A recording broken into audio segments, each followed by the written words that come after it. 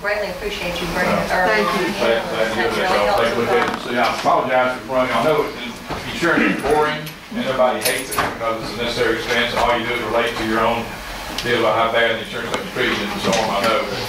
It took us a long time to get our deal straightened out here too. Through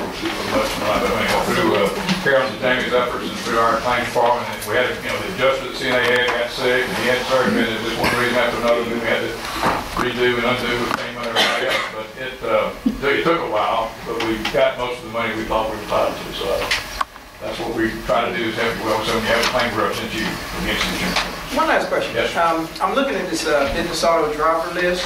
Is that people who are going to on a recurring basis, or is that supposedly cover all drivers of district vehicles? It's usually people that will be on a recurring basis. It's the normal drivers. Anybody that uses one of your vehicles with your permission or whoever got permission to grant that is covered. They're covered. Okay. It's not a warranty. Just want to make sure Yeah, matter of fact, every July 1, we have to send in, Bonnie has to send in all the drivers. And then they clear them. We run drivers, we run NPRs on. So now, temporary one-time drivers, one of those that happen infrequently, do their name go in? Doesn't have to, no. Well, we run. Yeah. Okay, Anybody's doing it, as a board member, if I decide to borrow a vehicle, You would be like a for hire, which would be covered. Yeah, no, actually, that's let me back up. That for you just borrowing a vehicle, if you want to borrow a pickup truck, go pick up a Christmas tree. well, no, going to trip.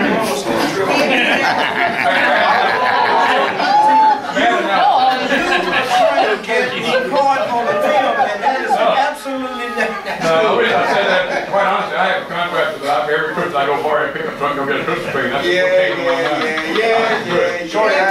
But if you borrowed a car, if you borrowed a vehicle and went on a school trip, okay, you don't have to be turned in and listed by the city. Anybody, that's called an occasional operator.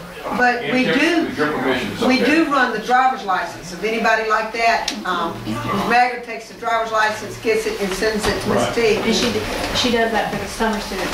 Right. Okay. But the point is, it's not a warranty. When you say it's not a warranty, it means that it's not. If it's a warranty, it would mean that you could only those people that are listed would be covered. And so, but it's not a warranty. It's just the hire is when if the school goes, if you travel somewhere and rented a car on school business at an airport or something like that, that's hired as non-owned. That's your non-owned. And if you use your own car and went to that trip and had an accident, somebody wanted to sue the district because you were involved with the district, that's the non-owned exposure. You have that on your automobile policy as well. That's right. Thank you. Thank you, Cindy. Pick up Christmas tree. It wasn't bad enough. That's the one I. That's what I do. You're trying to give me coffee, so. Did you? What he said, turkey. You visited what? Said turkey hunt. Oh, turkey. Okay. If the mayor takes a city vehicle turkey hunting and has a wreck, it's cut. I didn't say he did. I'm just saying if he does. All right, next on the agenda, Mayor. You have a presentation? Yes, ma'am. I have Alderman Lash with me too because a lot of times I brought my chauffeur. He might can answer technical. What do you do driving for turkey hunting? We're going to go get some prison labor here in a little bit. I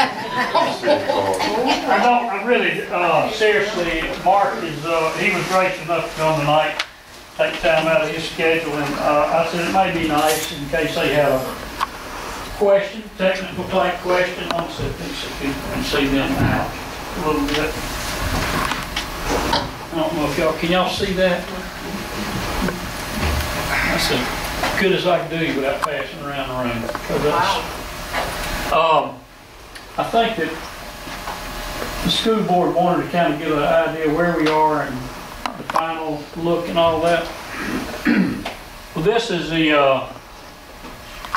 a concept. This is what they're building.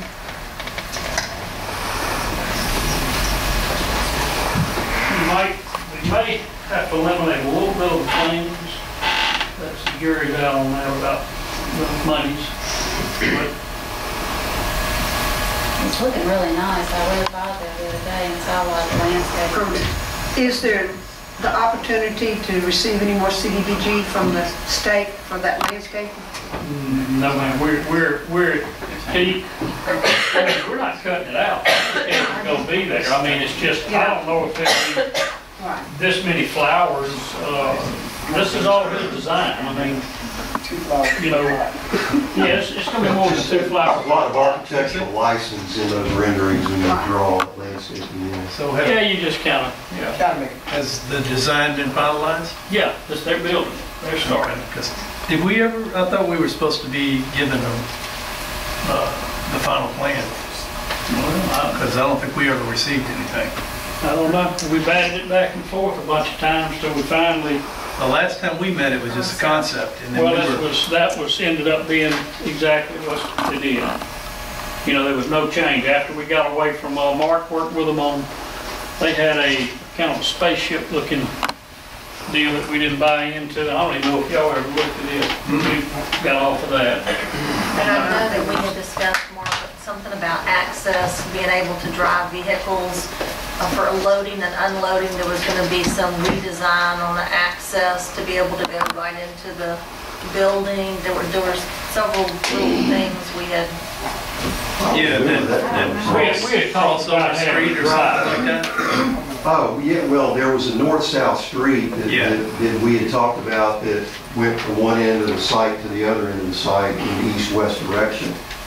And in plan, it looked great on paper and probably will and still can happen. The problem with defining that location right now, it limits the possibility for a developer to come in and say, I really wanted more. If you'd only moved that street another 50 or 60 feet one way, I could have done a little bit more here, I could have done a little bit more there. So not putting that street in right now probably provides a little bit more flexibility with the developer. But the important thing is to still get that word out there that the out parcel still exists and that street can be a part of whatever future development that we want to put in there. That'd be on us.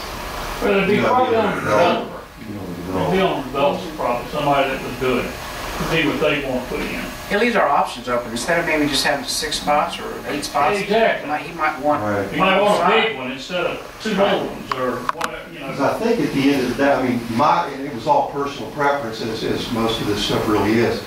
Mine was originally where that street was much farther to the west. And I think because you kept wanting to move it back to the east. And I want So, to, and you know, I mean, I like it. Yeah. It was 6 of one, half a dozen the other That's with fine. personal preference, but when a developer really comes in and says, I want to put 50 or 60,000 square feet there, but you messed me up by having the road here to here, Oh, I agree, yeah. you know, it's a whole lot more. So all that money now is going into the actual. Yeah, I tell you, all that money, the bad part about it is when you get it out there and you get your final plan, all that money is, it look real like a lot of money. Whenever you start and you say, what are you doing there? I mean, it's just a almost hollow building, you know, some landscaping, some brick pavers, some street lights. But it's taken we're probably not gonna have, I don't know, maybe 70,000 contingency. And it started out as a $1.6 million grant, and we have about $1 million, it's just a little under $1.3 million to work with. So you've already eaten up $350,000 before you drove a stake in the ground for your battle board. So there's not a lot of money out there. I mean, it's close, you know, to do what we're doing right here. Well, and that, if you recall, that was one of your original concerns, Angie. You wanted to see the dollars, and it looked like this cost a lot more than the grant money that was available. And if you recall, too, the concept plan that we provided was a lot more open in the area. There wasn't really any pavilion structure there, but we had that road in there on the back side that we were counting for water and sewer and the infrastructure and utilities to go with that. And that money, as Tim pointed out, got shifted back into the building to provide more opportunity there and more attraction for people to come down and Is do it gonna that. have the And- restrooms? Yes, it will. And that, it's brick and pre-finished metal soffits, so there's very little maintenance that will be needed for it. This is,